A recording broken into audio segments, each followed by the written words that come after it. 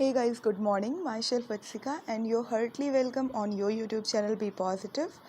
और डेली की तरह हम दैनिक जागरण न्यूज़पेपर के जो ख़ास न्यूज़ेस हैं उन पे चर्चा करेंगे और जानेंगे कि उनकी क्या प्रमुखता है हमारे एग्ज़ाम के लिए और वो कैसे हमारी आंसर राइटिंग को और हमारे नॉलेज को और बेहतर कर सकती हैं। तो पहली न्यूज़ गाइस एक प्री न्यूज़ है।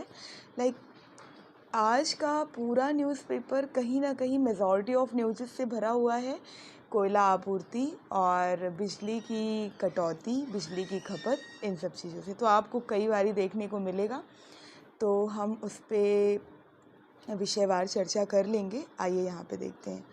रिकॉर्ड गर्मी से बिजली संयंत्रों की सांस फूली। यहाँ पे बिजली संयंत्र वही जो बिजली उत्पादन करते हैं, क्योंकि यहाँ पे ये बताया जा रहा है कि गर्मी की वजह से इतनी तेज़ी से बिजली की मांग बढ़ रही है और केंद्र सरकार हो या राज्य सरकार हो अपने अपने नागरिकों को उस तरीके से बिजली उपलब्ध कराने में सक्षम नहीं है। इसके पीछे क्या कारण है, ये आइए देखते हैं।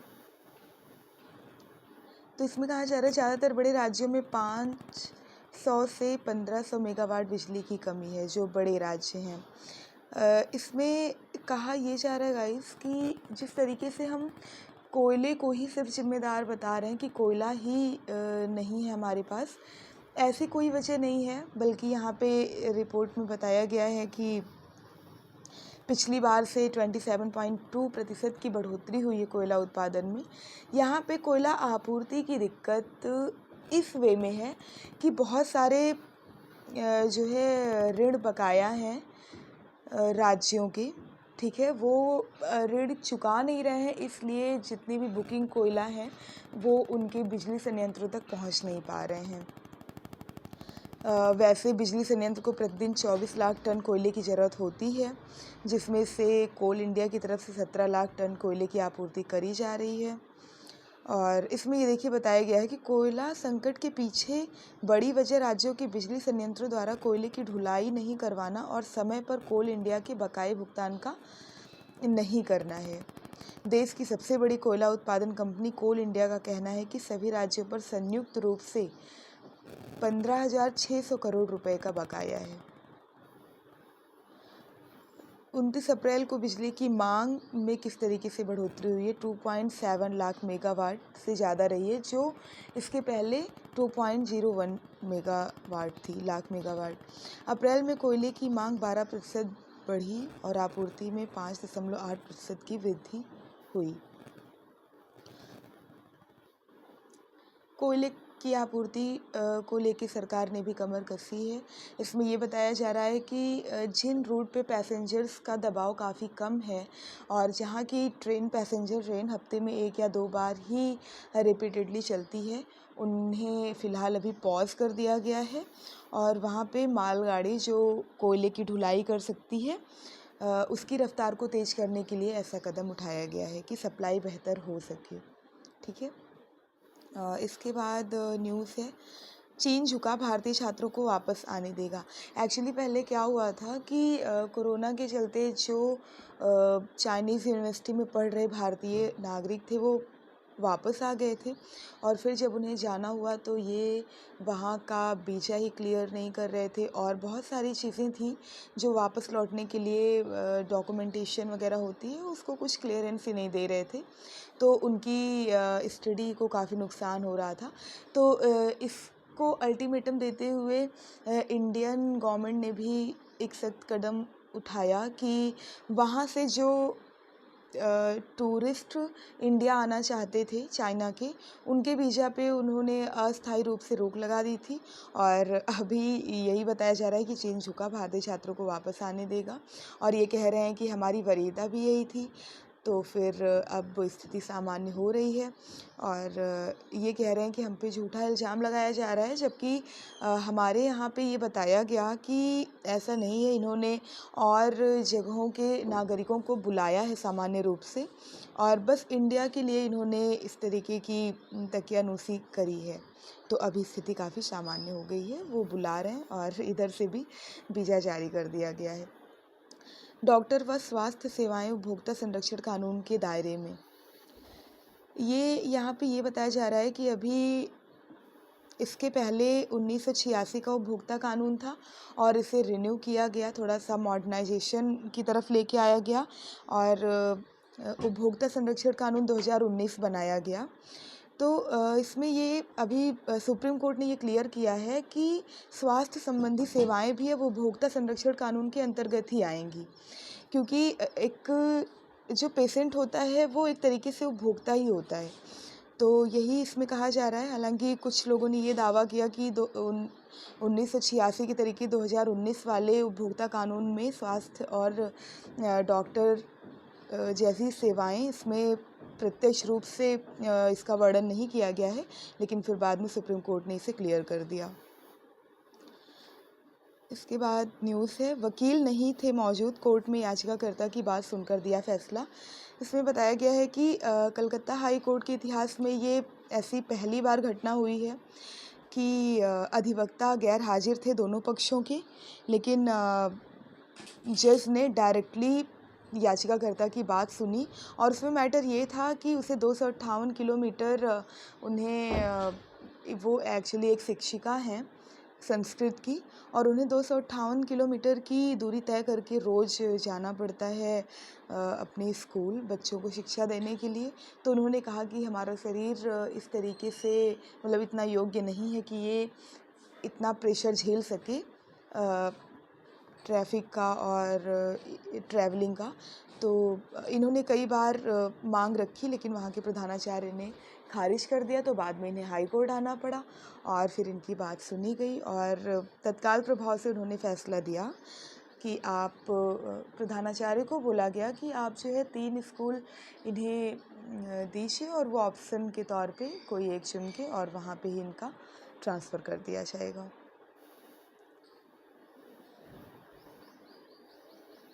ये बिजली संयंत्र में कोयले की आपूर्ति सुनिश्चित करे केंद्र, ये वहाँ जैन हैं जो कि दिल्ली के मंत्री हैं, वो इस तरीके से बोल रहे हैं। दिल्ली खेल विश्वविद्यालय के लिए सलाहकार फर्म की हुई नियुक्ति। सलाहकार फर्म की नियुक्ति करी गई है ताकि राजधानी में खेल विश्वविद्यालय बनाया जा सके और ये काफ़ी व्यापक लेवल पे बनाया जा रहा है, बहुत ही प्लानिंग के थ्रू। दिल्ली के मुख्यमंत्री अरविंद केजरीवाल जी का कहना है कि अगर हमें वैश्विक लेवल पे वैश्विक खिलाड़ियों को चुनौती देनी है, एक बहुत अच्छा पॉजिटिव कंपटीशन अगर उनसे हमें करना है, तो एक ऐसा चेहरा, एक ऐसी संस्था होनी चाहिए जहाँ पे बच्चों को एशियाई खेलों के लिए, कॉमनवेल्थ गेम्स के लिए और ओलंपिक जैसे बड़े बड़े गेम्स के लिए उनको हम तैयार कर सकें, उनके बारे में बता सकें, प्रैक्टिस उनकी रूटीन काफ़ी डेवलप कर सकें। तो इस वजह से ये न्यूज़ में है। और जो पहली भारोत्तोलक कड़म मल्लेश्वरी हैं, मतलब पहली भारतीय महिला हैं जिन्होंने पदक जीता है भारोत्तोलन में, ऑस्ट्रेलिया सिडनी में हुआ था जो, उन्हें दिल्ली विश्वविद्यालय का कुलपति बनाया गया है, ये एक है। और इसमें यही बताया गया कि 20 मंजिला होगा भवन, छात्रों को मिलेगी आवासीय सुविधा भी और काफ़ी बड़े लेवल पे है। और इसके निर्माण कार्य की जिम्मेदारी जो है लोक निर्माण विभाग को सौंपा गया है। ऐसा बताया जा रहा है कि साल के अंत में विश्वविद्यालय का निर्माण कार्य शुरू हो जाएगा। इसके बाद विश्व को बताया केजरीवाल का दिल्ली मॉडल ऑफ गवर्नेंस। यहाँ पे संयुक्त राष्ट्र महासभा की तरफ से आयोजित शिखर सम्मेलन वर्ल्ड असेंबली में अरविंद केजरीवाल की दिल्ली मॉडल ऑफ गवर्नेंस की गूंज रही। उसमें बताया गया कि किस तरीके से ये पिछले 7 सालों से बहुत कड़ी चुनौतियों के बावजूद भी अपना काम बहुत अच्छे से कर रहे हैं और राजधानी की सूरत बदल रहे हैं पॉजिटिव वे में। DU की 100वीं वर्षगांठ पर जारी होगा डाक टिकट व 100 रुपये का सिक्का।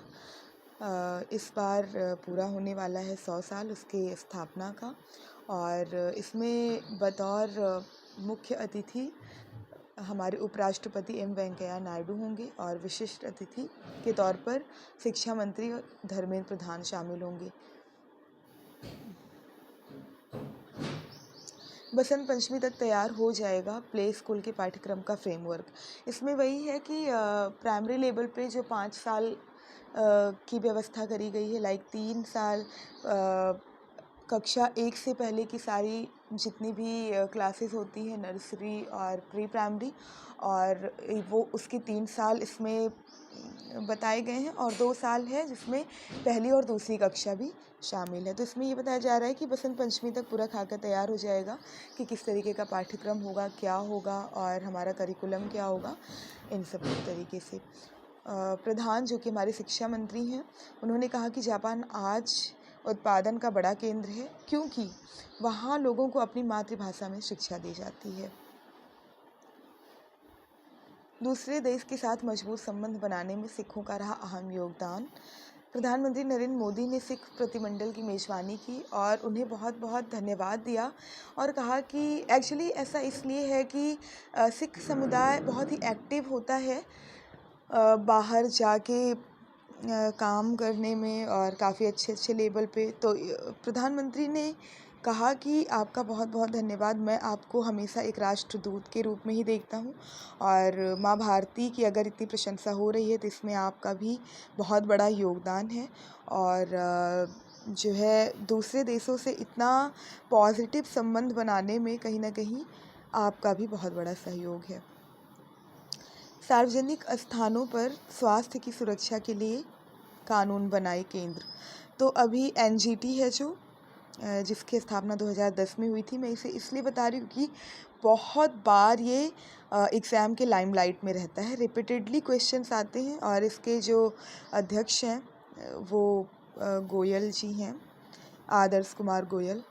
तो आप इनका नाम ध्यान रखिएगा। तो इन्होंने कहा है कि आप मतलब पब्लिक प्लेसेस पे जो है एक मानक निर्धारित करिए कि क्या हो सकती हैं स्वास्थ्य सुविधाएं, क्या होनी चाहिए और वहाँ पे मतलब इंश्योर करिए कि लोगों को कोई प्रॉब्लम ना हो, इन्फेक्शन ना हो, पॉल्यूशन ना हो और ताकि कई तरीके की बीमारियों से उन्हें निजात मिल सके। भूटान के पीएम से मिले जयशंकर, ताज़ा वैश्विक और क्षेत्रीय मुद्दों पर वार्ता करी। भूटान के विदेश मंत्री यहाँ पे ल्योनपो टांडी हैं दोरजी।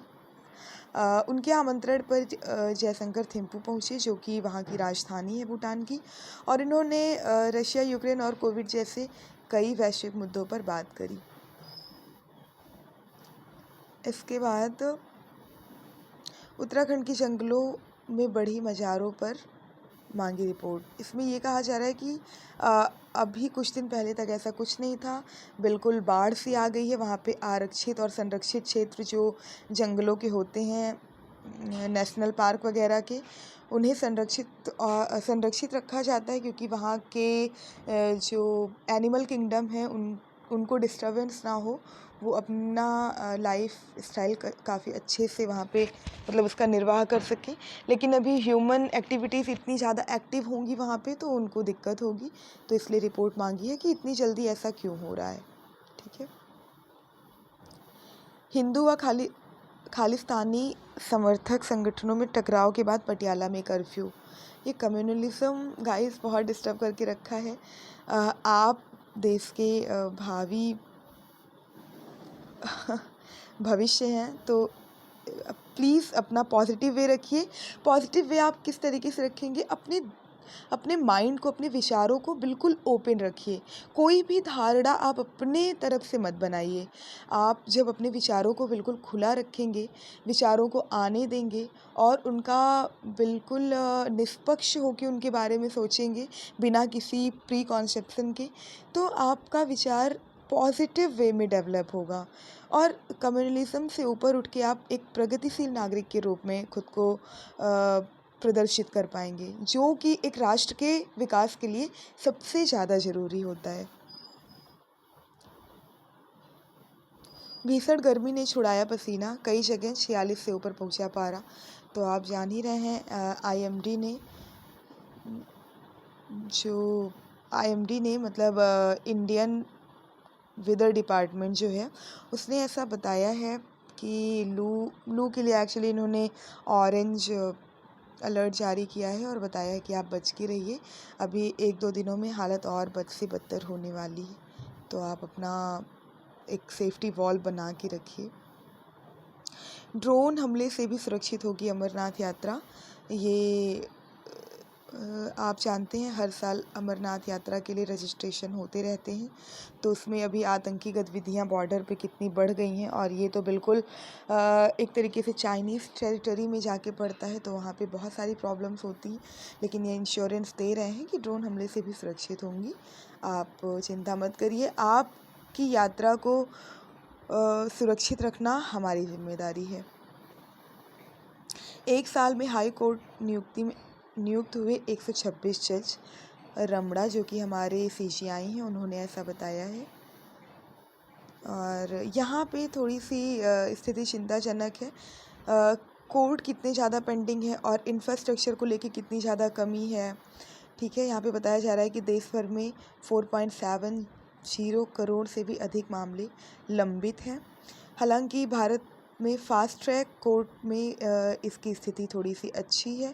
यहाँ पे देखिए केस की संख्या 2021 में 956 रही है, जिसमें से 9.2 केस ही पेंडिंग रहे हैं। लेकिन अगर हम वर्चुअल कोर्ट की बात ना करें, डायरेक्ट अगर हम कोर्ट की सुनवाई की बात करें, तो वहाँ पे बहुत सारे मामले पेंडिंग में हैं। और इसकी एक वजह बताई जा रही है कि वहाँ के स्टाफ में कमी होना भी, जिसमें कुल स्वीकृत पदों में से 42% पद रिक्त हैं। ये भी एक बहुत बड़ी वजह बताई जा रही है। यहाँ पे कुछ हिस्टोरिकल डेटा है जो कि एग्ज़ाम के पेट क्वेश्चन है। लाइक 1862 में देश का सबसे पुराना कलकत्ता हाई कोर्ट स्थापित किया गया था, और आंध्र प्रदेश के अमरावती में भारत का पहला न्याय शहर बनाया गया। ये सब डेटा आते हैं। यहाँ पे जो सुविधाएं ज़रूरी हैं लेकिन है नहीं, 26% अदालत परिसरों में अलग महिला शौचालय नहीं है, 16% पुरुषों के लिए शौचालय नहीं है, 46% अदालत परिसरों में स्वच्छ पेयजल की व्यवस्था नहीं है, 95% अदालतों में परिसरों में मूलभूत चिकित्सा सेवाएं उपलब्ध नहीं हैं, 73% अदालत कक्षों में न्यायाधीश के पास कंप्यूटर नहीं है। आज के कंप्यूटरीकृत जनरेशन में ये तो बहुत इम्पॉर्टेंट है। 68% अदालत कक्षों में अलग रिकॉर्ड कक्ष नहीं है, और हेल्प डेस्क की भी कमी बताई जा रही है, और पुस्तकालय की भी कमी बताई जा रही है। तो अगर स्टाफ और इंफ्रास्ट्रक्चर इस तरीके से डामाडोल रहेगा, तो वो संस्था या कोई भी विभाग अपना काम अच्छे से नहीं कर पाएगा। ये बहुत ही स्वाभाविक सी बात है। कोवैक्स को 12 से 17 आयु वर्ग में शामिल करने की सिफारिश करी जा रही है। टीकाकरण पर राष्ट्रीय तकनीकी सलाहकार समूह एनटागी की अस्थायी तकनीकी उप समिति ने कोवैक्स को 12-17 आयु वर्ग के लिए टीकाकरण में शामिल करने की सिफारिश की है। पुणे स्थित सीरम इंस्टीट्यूट ऑफ इंडिया इस वैक्सीन का उत्पादन करती है। ठीक है, और ये निजी अस्पतालों को अभी 900 रुपये प्रति वैक्सीन के हिसाब से बेच रहे हैं, और अभी केंद्र सरकार ने इसकी खरीद शुरू नहीं करी है। कोरोना के मामले में लगातार बढ़ोतरी होती जा रही है, तो आप थोड़ा सा एहतियात बरतिए। फिर से मास्क वगैरह को मेंटेन रख लीजिए और लगाना शुरू कर दीजिए। और हमें तो समझ ये नहीं आता गाइस कि हम मास्क उतारते क्यों हैं जब बाहर निकलते हैं। तो अगर कोविड नहीं भी है, फिर भी इतने माइक्रो पार्टिकल्स होते हैं जो हमारे रेस्पिरेटरी सिस्टम को डायरेक्ट नुकसान पहुंचाते हैं। तो हम अगर बहुत अच्छी क्वालिटी का, लाइक जो ये ट्रैफिक के स्मोक वगैरह को कन्वर्ट करके नॉर्मलाइजेशन फॉर्म में कर देते हैं, अगर हम वैसा मास्क इस्तेमाल नहीं भी कर पा रहे हैं, तो भी एक 2-3 लेयर 4 लेयर कपड़ों का बना हुआ मास्क तो हमें बिल्कुल ही यूज करना चाहिए, जो छोटे छोटे धूल कण हैं उनसे अपने रेस्पिरेटरी सिस्टम को सेफ़ रखने के लिए। तो मास्क तो हमें अपनी दिनचर्या में शामिल कर ही लेना चाहिए as a hanky and other clothing. ठीक है। चार धाम यात्रा के लिए 3.25 लाख लोगों अधिक लोगों ने कराया पंजीकरण। तो ये भी है, इतनी भारी मात्रा में लोग, इतनी चुनौतियां होती हैं वहाँ पे, स्वास्थ्य से रिलेटेड, सुरक्षा से रिलेटेड, आक्रमण से संबंधित, लेकिन फिर भी आप देखिए चार धाम यात्रा के लिए किस तरीके से पंजीकरण बढ़ रहा है। धर्म गुरुओं से चर्चा कर समान नागरिक संहिता लागू करने का निर्णय लें। ये Muslim personal law board of India के राष्ट्रीय महासचिव डॉक्टर मोइन अहमद नए प्रधानमंत्री और आदित्यनाथ योगी जी को, जो कि यूपी के मुख्यमंत्री हैं, उन्हें इन्होंने खत लिखा और बोला कि आप विभिन्न समुदाय के जितने भी धर्मगुरु हैं उनसे एक बार कंसल्ट करने के बाद ही जो है कॉमन सिविल कोड लागू करने का निर्णय लें, ऐसा ये कह रहे हैं। मुझे समझ ये नहीं आ रहा है कि इंडिया बहुत सारे कम्युनिटी का देश कहा जाता है, जिसमें सबसे ज़्यादा प्रॉब्लम मुस्लिम्स को ही क्यों हो रही है कॉमन सिविल कोड के लिए, ये आप सोचिएगा। अजनाला कुएं का रहस्य।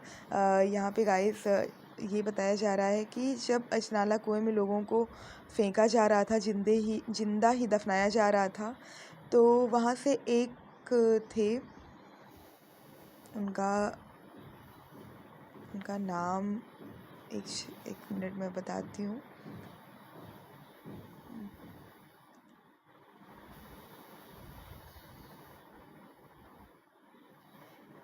कोई मुस्लिम ही है, आलम बेग। वो वहाँ से भाग निकले, लेकिन फिर उन्हें कानपुर में पकड़ लिया गया और तोप के मुंह में बंधवा के जो है उन्हें उड़वा दिया गया। बाद में उनकी खोपड़ी को कलेक्ट किया गया और उसके साथ क्या क्या किया गया, खौलते पानी में उबाल के, और फिर इस तरीके से उसे कन्वर्ट किया गया और बाद में मतलब उसे एज अ ट्रॉफ़ी लेके जाया गया वहाँ पे ब्रिटेन के जो भी शाही लोग थे उनके सम्मान में कि हम लेके आए हैं। और बाद में इसे जो है बहुत ही इंटरटेनिंग मिजाज में किसी पब में रख दिया गया वहाँ के, और 2014 में जब पब बिकने लगा तो वहाँ के जो मालिक थे उन्होंने इसे सोचा कि ये कोई ऐतिहासिक चीज़ होगी और वो ले जाके उन्हें दे दिया किसी प्रोफेसर को। वहाँ के मैरी विश्वविद्यालय के इतिहासकार थे प्रोफेसर किम ए वगनर, उन्हें ले जाके दे दिया। तो उन्होंने इनके आँख में रखी हुई पर्ची पाई और उसमें पूरा विस्तार से सारी चीज़ें लिखी हुई थी और फिर खोज करी गई तो ये पाया गया कि ये उन्हीं में से थे और भाग निकले थे। और बाकी मैं क्या बताऊँ, आप खुद पढ़ लीजिएगा, सोच लीजिएगा, इतनी बर्बर चीज़ें हुई हैं इतिहास में। निजी क्षेत्र के कर्मचारियों को भी सेवा निवृत्ति के दिन से ही पेंशन, तो ये अभी निजी क्षेत्रों के कर्मचारियों के लिए भी अच्छी पहल के मूड में दिख रही है मोदी सरकार। और ये बता रही हैं कि बताया जा रहा है कि निजी क्षेत्र के कर्मचारियों को भी सरकारी कर्मचारियों के तरीके उनको भी पेंशन की व्यवस्था करी जाएगी, जिसमें वही है कि पेंशन की व्यवस्था इसी तरीके जो प्रोविडेंट फंड वगैरह करते हैं, जिसमें कुछ कंपनी की लायबिलिटी होती है देने की और कुछ आपके अपने प्रोविडेंट फंड में से कटता है, तो वो बाद में आपको पेंशन के तरीके दिया जाएगा। यह अप्रैल पड़ा भारी, पिछले वर्ष से 30% अधिक धधके जंगल। तो वही है कि गर्मी भी बहुत पहले स्टार्ट हो गई गाइस। और दूसरी बात यह है कि अभी बारिश में भी काफ़ी टाइम है, तो इस वजह से थोड़ा सा बारिश होती है तो नेचुरली आग बुझ जाती है और अभी तो थोड़ी दिक्कत है, बहुत ज़्यादा परेशानी हो रही, जंगलों में आग लग रही है और वहाँ के एनिमल किंगडम को काफ़ी प्रॉब्लम हो रही है। ये एक बहुत ही गौरवान्वित करने वाली न्यूज़ है। धान की नई किस्म हीरा, ये क्वेश्चन पूछा जा सकता है नाम देके आपको ऑप्शन में, तो आप ध्यान रखिएगा। धान की नई किस्म हीरा नाम है, राष्ट्रीय स्तर पर चयनित हुई और इसको डेवलप किया है बिहार कृषि विश्वविद्यालय सबौर भागलपुर के वैज्ञानिकों ने 8 साल की कड़ी मेहनत के बाद। और ये बताया जा रहा है कि 15 दिन बाढ़ के पानी में डूबने के बाद भी ये सस्टेन कर सकती है, कोई दिक्कत नहीं होगी। और इसकी पैदावारी भी 70 से 80 क्विंटल प्रति हेक्टेयर होगी, सामान्य धान की अपेक्षा 1.5 से 2 गुना ज़्यादा।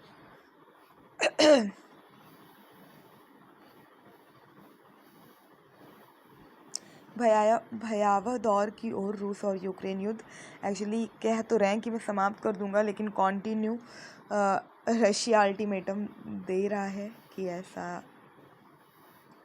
हिंदी को कोसने की बुरी आदत, इसमें इनका ये कहना है, जिन्होंने लेख लिखा है, इनका ये कहना है, क्षमा शर्मा है, कि किसी भी क्षेत्रीय और स्थानीय भाषा की बात आती है या नेशनल इंटरनेशनल लैंग्वेज की बात आती है, हिंदी का उससे संबंध होता है या नहीं होता है, फिर भी उसे फालतू में कटघरे में ले लिया जाता है, फालतू में उसे कोसा जाता है, जो कि अच्छी बात नहीं है। इलाज के बजाय मर्ज बढ़ाती दवा, यहाँ पे एंटीबायोटिक की बात करी जा रही है। जो अलेक्जेंडर फ्लेमिंग थे, जिन्होंने वायरस के टीके की खोज करी थी, एंटीबायोटिक, उन्होंने बताया था कि एक टाइम ऐसा आएगा जब कॉमनली मेडिकल स्टोर पे आप आसानी से पेनिसिलिन ख़रीद सकेंगे, लेकिन धीरे धीरे एक समय ऐसा भी आएगा जब ये जितनी भी एंटीबायोटिक दवा हैं ये निष्प्रभावी हो जाएंगी, क्योंकि बैक्टीरिया का और वायरसेस का म्यूटेशन बहुत तेज़ी से हो जाएगा। तो अभी ये लोग यही कह रहे हैं कि ऐसा समय आता हुआ दिख रहा है। हम जितनी दवाएं खोजते हैं उसे तुरंत अल्टीमेटम देके वायरसेस और बैक्टीरिया अपना म्यूटेशन कर लेते हैं और दूसरे तरीके से हमारे सामने आते हैं। ये एक लेख लिखा गया है, क्या बदलाव लाएगा मस्क का ट्विटर। इन्हें बहुत ही नवाचार के रूप में देखा जाता है, ये अपने नवाचार के लिए जाने जाते हैं, और अभी ट्विटर एक सार्वजनिक से निजी कंपनी होने के बाद ये पर्सनली इसमें क्या क्या सुधार और क्या क्या चेंजेस लाते हैं, ये देखने योग्य बात होगी, यही इसमें बताया गया है। इफ्तार के बहाने मुलाकातों का सिलसिला। एक्चुअली गाइस ऐसा होता है कि जितनी भी हमारी पार्टीज़ होती हैं, फंक्शंस होते हैं, फेस्टिवल्स होते हैं, वो होते ही कहीं ना कहीं सामाजिक समरसता को बढ़ाने के लिए हैं। और इसमें भी यही बताया जा रहा है कि नीतीश जी और तेजस्वी इफ्तार के बहाने उन्होंने मीटिंग करी। खाद्य तेल व कोयला बिगाड़ सकते हैं सरकार की वित्तीय सेहत। खाद्य तेल तो आपको पता ही है, जैसा कि इंडोनेशिया ने पाम ऑयल सप्लाई करने से मना कर दिया है क्योंकि वो वैश्विक स्तर पे उसकी आपूर्ति नहीं कर पा रहा है। और खाद का यही है कि चीन जो है वो काफ़ी हद तक निर्माण अपना धीमा कर दिया है खाद का, तो इंडिया को थोड़ा और पे करके और उसे आयात करना पड़ेगा। और इसके साथ साथ में चुनौतियाँ ये भी हैं कि उसे सब्सिडी भी काफ़ी अच्छे लेवल पे देनी है इंडिया के किसान को। और कोयला तो आप जान ही रहे हैं कि बिजली की खपत और कटौती के बीच में क्या हालात हैं। तो यही एक कहा जा रहा है कि ये सारी चीज़ें जो है वो सरकार का वित्तीय सेहत बिगाड़ सकती हैं, और जबकि 2022-23 के बजट में इस तरीके के खर्चों का कोई अनुमान नहीं लगाया गया था। अगर आप लग्जरियस कार की शौकीन है तो ये आपके लिए एक अच्छी खबर हो सकती है। टाटा ने पेश की नई कॉन्सेप्ट इलेक्ट्रिक कार, जिसका नाम इन्होंने अविन्या रखा है, जो एक संस्कृत वर्ड है जिसका हिंदी मतलब होता है नवाचार। और इसमें खासियत क्या क्या है, आधा घंटे चार्ज करने पे ये 500 किलोमीटर चल सकती है। नई कॉन्सेप्ट इलेक्ट्रिक कार में unique T light signature, butterfly door और मूविंग सीटें दी गई हैं। इसका डिज़ाइन बेहद शानदार और किसी का भी ध्यान आकर्षित कर सकता है। मार्च में धीमी पड़ी कोर सेक्टर की ग्रोथ। कोर सेक्टर आपको पता है 8 कोर सेक्टर हैं, जिसमें सोना चांदी और बहुमूल्य धातुएं जो हैं, और इसके बाद पेट्रोलियम, कच्चे तेल और सीमेंट से रिलेटेड जितने भी वो हैं, ये सारी चीज़ें कोर सेक्टर में आती हैं, जिन्हें भारतीय इकोनॉमी का रीढ़ माना जाता है। और अभी इसमें ये बताया जा रहा है कि 6% से घट के ये 4.3% पे इनका ग्रोथ हो गया है, जो कि थोड़ा सा कहीं ना कहीं प्रॉब्लमेटिक है इंडियन इकोनॉमी के लिए। कोरोना से अर्थव्यवस्था को हुए नुकसान की भरपाई में लगेंगे 12 साल, ऐसा आरबीआई की रिपोर्ट में बताया जा रहा है। स्टार 9 मोबिलिटी को मिली पवन हंस की कमान। सरकार ने हेलीकॉप्टर सेवा प्रदाता पवन हंस लिमिटेड, जो एक कंपनी है PHL, उसे में अपनी 51% हिस्सेदारी प्रबंध के नियंत्रण के साथ जो है बेचने के लिए मंजूरी दे दी है, और ये हेलीकॉप्टर निर्माण की कंपनी है। विदेशी मुद्रा भंडार में 3.2 अरब डॉलर की गिरावट आई, और ऐसा जो है ऐसा इसलिए है कि इसकी मतलब विशेष वजह बताया जा रहा है विदेशी मुद्रा अस्थियों और स्वर्ण भंडार में कमी होना, इसकी मेन वजह बताई जा रही है। नेपाल में महंगाई से सीमा के भारतीय बाजार में 25% तक बढ़ा व्यापार। इसमें ये बताया गया है गाइस कि नेपाल में अभी आर्थिक तंगी है, आर्थिक संकट से गुजर रहे हैं लोग। तो इस वजह से जो वहाँ के नेपाल और बिहार बॉर्डर के और यूपी बॉर्डर के कुछ जो क्षेत्र हैं, वहाँ पे काफ़ी हद तक ख़रीद फ़रोख्त बढ़ गई है, क्योंकि जितने दाम में यहाँ पे ये लोग दे रहे हैं चीज़ों को, वो चीज़ें एक्चुअली क्या है, काजू किशमिश सुपारी गरम मसाला मखाना सूखा मेवा चप्पल, ये सारी चीज़ें नेपाल में एक्चुअली इनका दाम डबल हो गया है। और यहाँ पे ये इसलिए जो है व्यवसाय इन लोगों का बढ़ गया। ये बता रहे हैं कि 20 से 25% तक व्यापार में वृद्धि हुई है इस वजह से। गर्भ में पल रहे बच्चे का किया था सौदा, पड़ोसी से झगड़े के बाद खुला राज। ये है कलयुग की हद गाइस। लेकिन तो मैं इन्हें भी दोषी नहीं ठहराना चाहती, क्योंकि गरीब होना ही कहते हैं सबसे बड़ा पाप होता है। तो यहाँ पे वही चीज़ है कि गरीबी के चलते एक अच्छी फैमिली ने ऐसा बोला था कि अगर आपके गर्भ में पल रहा बच्चा एक गर्ल चाइल्ड होगा तो डिलीवरी के बाद मैं उसे ले लूँगी। और 80,000 रुपये में इसका सौदा किया गया था। उन्हें लड़की की ज़रूरत थी और इनके पास पहले से ही 3 बच्चे थे, तो गरीबी के चलते इन्होंने ऐसा सौदा किया था। ये माँ जिन्होंने बच्ची को जन्म दिया बाद में, वो मज़दूरी करती है और किसी तरीके से अपने बच्चों का पेट पालती है, ज़रूरतों को पूरा करती है। तो बाद में जब लड़की ने जन्म लिया तो 3 महीने अपने पास रखने के बाद उस सौदे के मुताबिक उन्हें दे दिया गया, और इसका खुलासा बाद में पड़ोसी के साथ झगड़े में हुआ।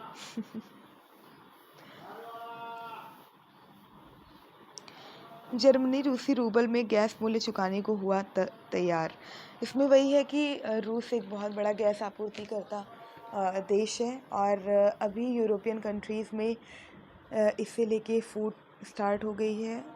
फूड का मतलब ये है कि अभी तक यूरो में ये लोग पे करते थे, और मतलब कहीं ना कहीं नाटो से रिलेटेड थे, तो उसका भी प्रभाव था। लेकिन अभी क्या है कि गैस आपूर्ति को लेके इन लोगों को मजबूर होके जो है देना पड़ रहा है, पैसा मूल्य चुकाना पड़ रहा है। तो अभी जर्मनी ने रूसी रूबल में ही उसका भुगतान किया है। जीवन रक्षक दवाएं लेकर श्रीलंका पहुंचे आईएनएस खड़ियाल। आईएनएस खड़ियाल आप नाम याद रखिएगा गाइस, एग्जाम में पूछा जा सकता है कि श्रीलंका दवा लेके पहुंचने वाले विमान का क्या नाम है। तो हमेशा से इसकी पद्धति रही है ज़रूरतमंद देशों की मदद करना, तो उसी संदर्भ में ये चीज़ है। मदीना में शहबाज शरीफ के दल बल को हज यात्रियों ने चोर पुकारा।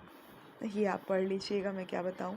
पाकिस्तान के जुल्मों के कारण अपनी कुर्बानी दे रहे बलूचिस्तान के लोग। वहाँ पे एक महिला शिक्षक थी जिसने खुद की हत्या कर ली। तो ये बताया जा रहा है कि पाकिस्तान के जुल्म के कारण ऐसा लोग वहाँ पे कर रहे हैं, ऐसा करने को मजबूर हो रहे हैं, एक्चुअली ये चीज़ है।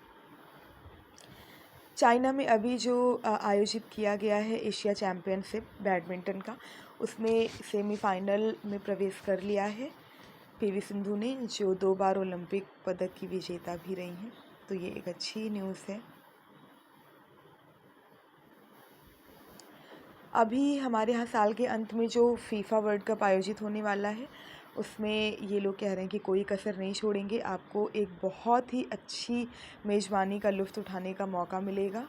और इसमें वही सारी चीज़ें बताई हैं कि ये क्या क्या फैसिलिटी प्रोवाइड करेंगे।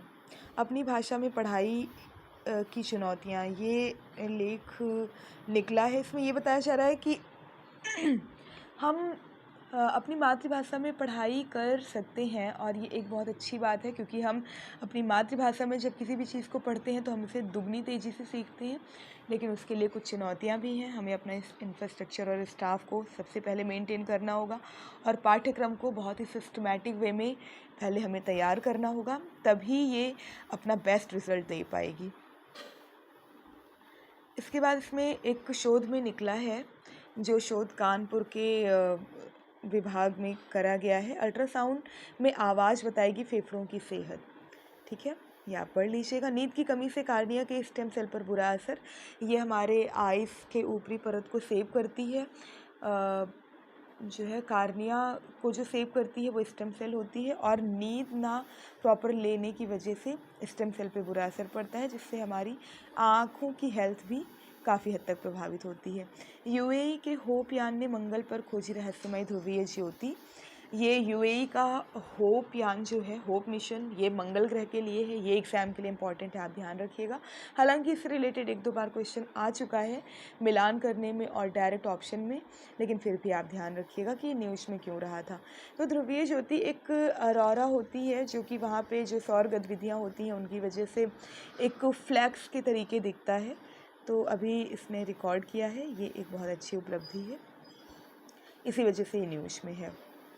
अधेड़ और बुजुर्ग अवस्था में 7 घंटे की नींद सबसे अच्छी है, आपके आँखों के स्वास्थ्य के लिए भी, आपके मस्तिष्क के लिए भी, आपके मानसिक हेल्थ के लिए भी और आपकी शारीरिक हेल्थ के लिए भी। जलीय पक्षियों को खूब रास आ रहा विहार का परिवेश। यहाँ पे जलीय पक्षी किस तरीके से कौतूहल में दिख रहे हैं ये बताया जा रहा है। और पशु पक्षी जब हमारे आसपास के बहुत ही खुश होते हैं, प्रसन्न होते हैं गाइस, तो एक बहुत पॉजिटिव माहौल क्रिएट होता है, तो बहुत अच्छा लगता है। पक्षियों की जो आवाज़ होती है वो हमें बहुत एक तरीके से नेचुरल थेरेपी होती है हमारे माइंड को डिटॉक्सिंग करने के लिए, ठीक है। ये बताया जा रहा है उत्तराखंड में 25% बंदर, 31% लंगूर घटे। इन्हें सही से खाना ना मिल पाने की वजह से और सार्वजनिक जगहों पे इन्हें पर्याप्त मतलब सुविधा क्या कह सकते हैं, मतलब एक्टिविटीज़ से काफ़ी प्रभावित हो जाते हैं, तो उनको कहीं ना कहीं सर्वाइवल में दिक्कत होती है, और रोड पे भी चलते हुए गाड़ियों से दब के इन लोगों की मृत्यु हो जाती है। तो ये सारी कई गतिविधियां हैं जिनकी वजह से इनकी संख्या में लगातार कमी आ रही है। तो गाइस बहुत बड़ा हो गया, लेकिन फिर भी आप सुन लीजिएगा, काफ़ी चीज़ें आपको इसके इतर भी जानने को मिलेंगी। और इसी के साथ आप अपना ध्यान रखिएगा। बहुत बहुत धन्यवाद।